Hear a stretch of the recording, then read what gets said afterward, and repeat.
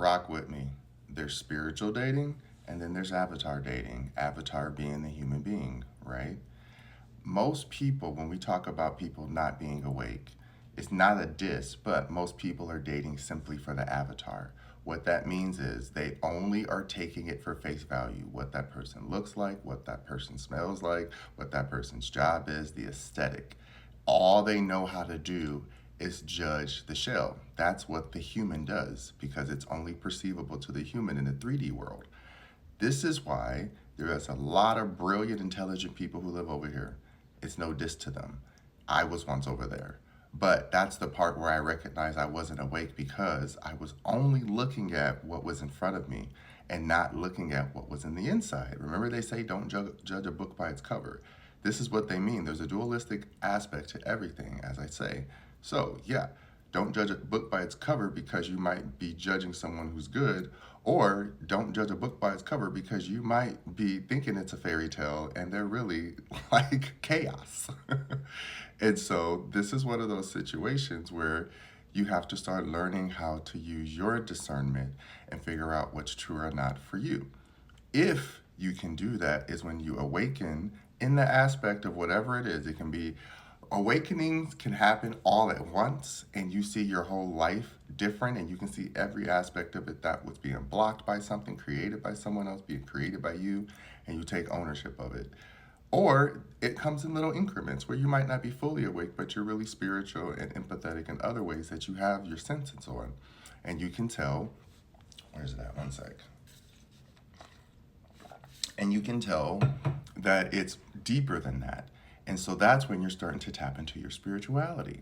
So, spiritual dating is when you can recognize right away, no matter what that shell looks like, no matter how beautiful it is, how kind it is, how nice it's trying to be, if it's not truly a kind hearted being or soul, you will see right through it. You will know it's being fake. You will know it's lying. You will know that it's not genuine. Or it's just a really good manipulator and you just have to up your A game. It's just how it goes in the spiritual dating.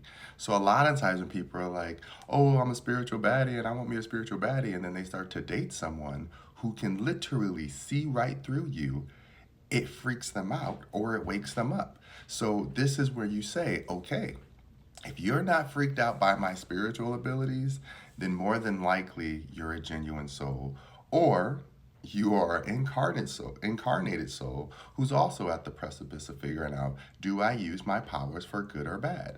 Because remember, we all have our worlds that we've lived in where we've been the good guy and the bad guy, and we have to take ownership of those energies and integrate them so that when we do meet the right person, when we say meeting the right person is the right timing, which means the right timing is when you both individually know that you have done the work to say, I've been out there and I've used people just for one night stands, because that's what we're doing and there's nothing wrong with them, but that's what you're doing. You're using someone to get a fantasy, some type of sense of touch, whatever it might be, intimacy, and then once it's done, it's over, it's gone. It's just a lustful thing. We've all done it where we dated people for long periods of time because we just wanted to date someone, not because we wanted to date them, but because we just wanted someone there. And so now that's a karmic cycle because you actually don't care about that person. You're not trying to learn from that person. You just want someone who can do for you. So that's where you have to start paying attention to, does this person actually see my soul or do they only see the flesh? When you can recognize this, either in this world, you can still see it in the human world and say, I don't care. This is what we call transactional love, right? Sprinkle, sprinkle lady talks about it. If I can take something where I know that no matter what, if I meet somebody, they're going to always be going through their spiritual chaos. So I may as well get the best life I want physically out here and maybe not be with somebody that I would normally be with, what everyone else deems physically attractive, but I find them attractive enough that their bank account is good enough that that's fine for me. And there's some men where they're like, listen, they might be the most evil witch in the world, but she gives me everything, or he gives me everything that I deserve or that I want because it's transactional, because I give them what they want and I can still do what I do. That's the human world. And this is where I say you can choose to live in that world, but it will always be disappointing if you want something deeper and you're like, why do I feel empty? That's the part of the journey where you have to take ownership and say, I got to stop doing this. I have to stop using people. You don't have to stop having intimate connections with people, right? But you have to be honest about it. Like, hey, I'm not looking for anything right now, but I think that we vibe well enough that we're attracted to each other. So let's do something with this energy, right? Like, be an adult about it. You don't have to feel weird to say, hey, I want to do you, but I don't want to date you. Most people will respect that. Would they be like, you know what? You fine enough to let it happen. And other times you might get to know someone deeper through that. That's that saying I heard where they say men go through the physical to get to the emotional, women go through, or the feminine goes through the emotional to get to the physical, which is the foundation and everything else. And it doesn't matter if it's we all say he or she, but interchangeably we know masculine and feminine energy encompasses all beyond just what our bodies do for each other. And so when you're dating, when you're really dating, you have to take that into consideration. So most of the times I meet people where some people be like, why are you with them? I'm like, because they have a good soul. Like I can see that this person has a good heart. Environment or otherwise has nothing to do with why you think I should be attracted to them, right?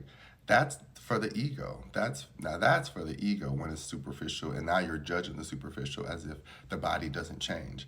Everyone's body's changed. We can all lose weight, gain weight. We can all have something chopped off, grown back, whatever. this is this is the reality of our body. It's basically clay. So that's science. That's the science that we can say is fact about the body. We know enough science of the human body that we can say this is how it operates in the environment around us, in the universal spatial, whatever this earth is, extraterrestrial or not, whatever we call it, we live off of it. So we are the little aliens. The spiritual part comes in when you tap into your emotional consciousness. And this is the part of asking yourself, okay, there are parts of my path where for me, it's spiritual because I know I'm building something bigger and doing something bigger for myself always on the inside. However people want to call it or represent it. We say inside because it feels closest to us. If we say that the aura is out here and it's just encompassing us and we're still in the womb of the energy, either which way, we are still in our safe place of saying, I know that the energy that is in me, around me, and is talking to me or working with me or working through me has a greater path. And I want to follow that path. And it tells me if you want to be on that path, you have to date authentically and speak authentically and be authentic. No matter how much it might hurt someone else, you're not going out of your way to be maliceful or rude or mean. But some people really are not good at saying, you don't want this path. I don't want to force you down this path, but I'm going down this path. You know what I mean? That's what we have in those movies where you have the great romances where they're like, I want to be with you, but I got to follow my heart. And sometimes people do that whole flash forward, like the romantics. Oh, I should have been with you. They also could have flew to see you too. Stop it. We could, if you got these high paid jobs, especially the movies, they used to drive me nuts. Crazy trope. Y'all got all this money to vacation, do all this, but all of a sudden, y'all can't take flights to see each other. Quit. But anyhow, remember in spiritual dating, it's more about when you get to that precipice of, I see if this is going to be a repeat cycle or if this cycle can actually be healed. That's been the old timeline for a very long time.